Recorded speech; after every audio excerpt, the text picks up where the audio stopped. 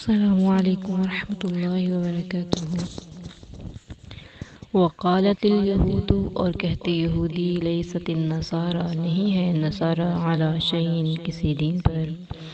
وقالت النصارى لیست الیہود علی شیء، اور اسی طرح نصارہ کہتے کہ یہودی کسی چیز پر نہیں ہے۔ وہم یتلون الکتاب، جبکہ وہ دونوں کتاب کے پڑھنے والے تھے۔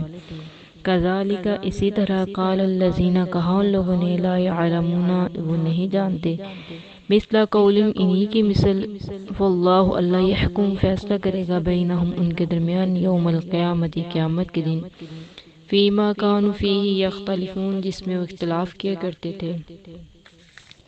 ومن اظلم، اور کون زیادہ ظالم ہو سکتا ہے، ممن، اس شخص سے، منع مساجد اللہ، جو منع کرے اللہ کی مسجدوں سے، ان یذکر فیہا، کہ ذکر کیا جائے اس میں، اسمہ، اس کا نام، وسعی، اور کوشش کرے، فی خرابہا، اس میں خرابیاں ڈالنے کی، اولئک، یہ لوگ، ما کان لہم، نہیں ان کے لیے، ان یدخلوہا، کہ اس میں داخل ہوں، الا خائفین، مگر ڈرتے ہوئے، لہم، ان کے لیے، فی الدنیا، دنیا میں، خزی، رسوائی ہے، ولہم، اور ان کے لیے، فی الآخرۃ، آخرت میں، عذاب عظیم، دردناک عذاب ہے، بہت بڑا عذاب ہے۔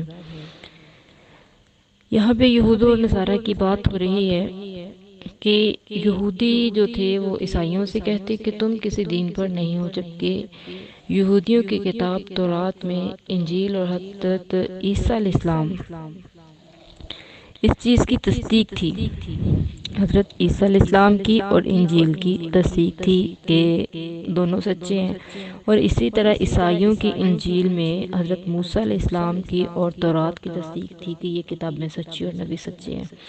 لیکن اس کے باوجود یہ قومیں ایک دوسرے کا انکار کرتی کہ حضرت موسیٰ علیہ السلام کی قوم حضرت عیسیٰ علیہ السلام کی قوم کی تکفیر کرتے، اور حضرت عیسیٰ علیہ السلام کی قوم ہے وہ حضرت موسیٰ علیہ السلام کے اور ان کی قوم کی تکفیر کرتے تھے۔ تو اللہ تعالیٰ نے کہا کہ یہ تو دو قومیں اہل علم کے، تورات اور زبور کو جاننے والی، انجیل کو جاننے والی جو قومیں ہیں، وہ یہ باتیں کرتی ہیں ایک دوسری قوم کے بارے میں۔ تو یہاں پہ جو دوسری، جو کچھ بھی نہیں جانتے دین کے بارے میں، دین کا علم ہے ہی نہیں ان کو، جو امی ہے، ان پڑھ ہیں، جو عرب کے مشرکین تھے، وہ بھی یہی کہتے کہ یہود و نصارہ کسی دین پر نہیں ہے، کہ ہم حق پر ہیں، ایسا ہم ہی حق پر ہیں۔ تو اسی لیے وہ نبی صلی اللہ علیہ وسلم کو صابی، یعنی بے دین کہا کرتے تھے۔ وہ اس خوش فہمی، جس طرح یہود و نصارہ خوش فہمی ہے کہ بس ہم حق پہ ہیں، ہر بندہ اپنا خود کو حق پہ مانتا ہے، اسی طرح یہ جو امی لوگ تھے، ان پڑھ تھے، جو جاہل تھے، وہ رسول اللہ کو صابی، یعنی بے دین کہا کرتے تھے، اور خود کو کہتے تھے کہ ہم حق پہ ہیں۔ تو اللہ تعالیٰ نے ان کی تردید کرتے ہیں کہا کہ اللہ تعالیٰ قیامت کے دن ان کے بیچ فیصلہ کر دے کہ کون حق پہ تھا اور کون جو تھا وہ غلط راستے پہ تھا۔ اس کے بعد اللہ تعالیٰ کہہ رہے ہیں وَمِمَّنْ أَظْلَمُ مِمَّنْ مَنَعَ مَسَاجِدَ اللَّهِ، اس شخص سے بڑھ کر اور ظالم کون ہو سکتے ہیں جو اللہ تعالیٰ کی مسجدوں میں اس کا ذکر کیے جانے کو منع کرے، کہ اللہ کی مسجدوں سے روکنا۔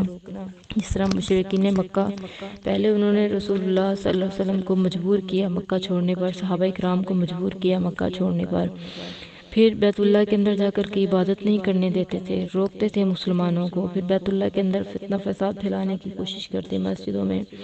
تو اللہ تعالیٰ ان کو کہہ رہے ہیں کہ اس شخص سے بڑھ کر ظالم اور کون ہوگا جو اللہ کی مسجدوں میں اس کا ذکر کیے جانے سے روکتا ہے لوگوں کو، اور اس میں خرابیاں ڈالنے کی کوشش کرتا ہے، فتنہ فساد پھیلانے کی کوشش کرتا ہے۔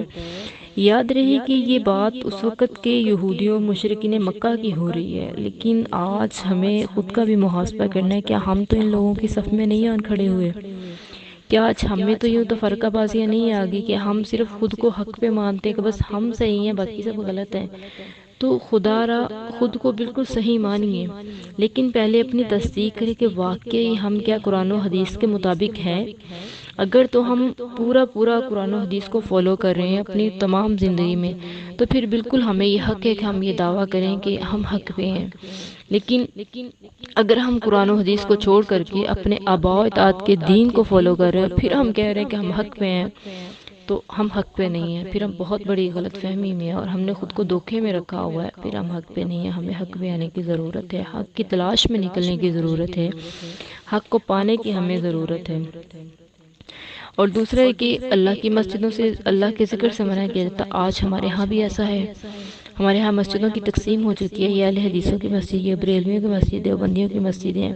اس مسجد میں یہ نہیں جا سکتا، اس میں وہ نہیں جا سکتا، اور پھر باقاعدہ ٹارچر کیا جاتا ہے، لوگوں کو منع کیا جاتا ہے. اگر کوئی اہل حدیثوں کی مسجد میں جانا چاہتا ہے اسے منع کیا جاتا ہے، نہیں بھائی اس مسجد میں نہیں جانا ہے. اگر کوئی بریلوی کی مسجد میں جا رہا ہے تو اس کو منع کیا جاتا ہے کہ اس مسجد میں تم نے نہیں آنا ہے. لیکن خدا را ان چیزوں کو چھوڑیے، اپنا محاسبہ کیجئے کہ ہم آیا حق پہ ہیں یا نہیں. ہمیں پہلے اپنا محاسبہ کرنا ہے. جب ہم حق پہ ہوں گے تو پھر لوگوں کو جب ہم تبلیغ کریں گے تو لوگ ہماری بات کو سمجھیں گے، لوگ ہماری باتوں کو مانیں گے. اس لیے ہمیں سب سے پہلے اپنا محاسبہ کرنا ہے کہ ہم کہاں پہ ہیں، کھڑے ہیں. ہم حق کے ساتھ کھڑے ہیں یا پھر ہم بھی انہی کی طرح اپنے آباء و اجداد کے دین کو فالو کرتے ہوئے خوش فہمی میں کہ جی ہم حق میں ہیں. بس ایسا نہیں ہے. اگر آج ہم بھی اسی بھول میں ہیں تو پھر ہمارے لیے بھی یہی ہے کہ فَاللَّهُ يَحْكُمُ بَيْنَهُمْ يَوْمَ الْقِيَامَةِ فِيمَا كَانُوا فِيهِ يَخْتَلِفُونَ، کہ پھر اللہ اس اختلاف میں فیصلہ کرے گا. لیکن آپ یہ بات یاد رکھیے کہ اللہ نے اس چیز کا فیصلہ کرنے کے لیے ہمیں قرآن و حدیث دیا ہے الحمدللہ. اگر ہم کہتے ہیں کہ ہم کیسے معلوم کریں ہم حق پہ ہے، یعنی ہم نماز پڑھتے ہیں، جو ہم نماز پڑھتے ہیں اس کو ڈھونڈیے صحیح بخاری میں سے، کیا صحیح بخاری میں سے ہماری نماز ہے؟ اگر ہے تو الحمدللہ ہم حق پہ، ہم صحیح طریقے پہ نماز پڑھ رہے ہیں. کس طرح ہم پردہ کر رہے ہیں، ڈھونڈیے صحیح بخاری میں سے کہ اللہ اور اس کے رسول نے ہمیں کس طرح حکم دیا پردہ کرنے کا. اگر ہم اسی طریقے پہ فالو کر رہے ہیں اس کو تو ہم حق پہ ہیں. پھر اللہ تعالیٰ نے کیا کیا حقوق دیے ہوئے ہیں عورتوں کے، مردوں کے، ہمسایوں کے، رشتہ داروں کے، اگر وہ سب ہم کر رہے ہیں ادا تو پھر ہم حق پہ ہیں. لیکن اگر ہم ان باتوں کو چھوڑ کے ہم کہتے ہیں کہ جی ہمارے بڑے یہ کرتے رہے ہیں ہم یہ کریں گے، تو پھر معذرت کے ساتھ ہم حق پہ نہیں ہیں. پھر ہمیں حق کی طرف آنے کی شدید ضرورت ہے. خدا را آج اپنا محاسبہ کیجئے.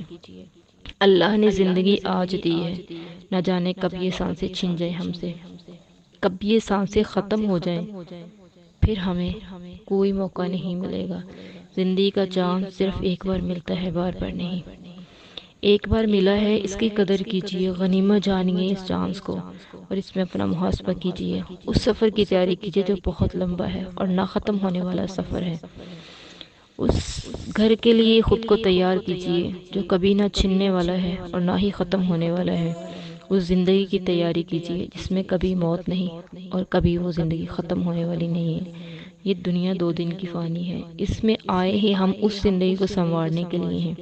اس دنیا میں آئے ہی ہم اپنے آخرت والے گھر کو سنوارنے کے لیے ہیں. اس دنیا میں آئے ہی ہم اپنا اصل مقصد پورا کرنے کے لیے. ہمارا اصل مقصد جنت کو حاصل کرنا ہے، اللہ اور اس کے رسول کے حکموں کو فالو کر کے. اگر ہم اپنا مقصد ہی بھول بیٹھے اس دنیا میں آنے کا تو پھر کیا فائدہ ہمارا اس دنیا میں آنے کا؟ پھر ہم بالکل جاہلوں کی طرح زندگی گزار رہے ہیں. اللہ تعالیٰ سے دعا ہے کہ اللہ تعالیٰ صحیح معنوں میں ہمیں آخرت کی فکر کرنے کی توفیق عطا فرمائے، اور صحیح معنوں میں اللہ تعالیٰ ہمیں جنت کی لگن ہمارے دلوں میں پیدا کر دے، اور ہم سچی لگن کے ساتھ جنت کو حاصل کرنے کے لیے کوششیں کریں، قرآن و حدیث کے مطابق اپنی زندگیاں گزاریں. آمین ثم آمین. وآخر دعوانا الحمدللہ رب العالمین. السلام علیکم ورحمۃ اللہ وبرکاتہ.